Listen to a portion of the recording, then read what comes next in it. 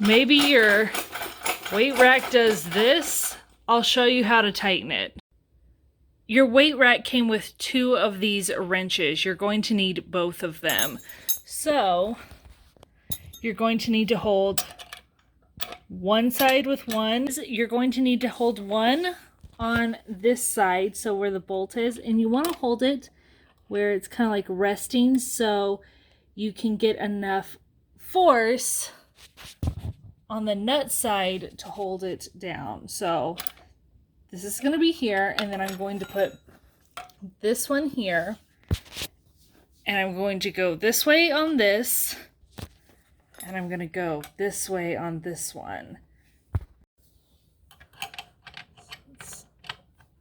So you're going to put the bigger side on the bolt side, and now we're going to put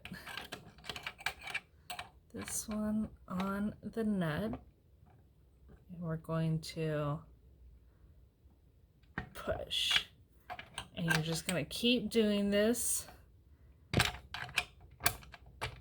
until you have the nut secured. Oops. This is super time consuming, but this is the only way you're going to get it to hold. So we're going to put this on this side, and then on the nut side we're going to press down. Press down. Press down. So I'm just holding the bolt side taut, and then I'm readjusting the little wrench on the nut side and then pressing down. So it's just constantly tightening it. So you don't want to over tighten, but as you can see now, it's not moving, whereas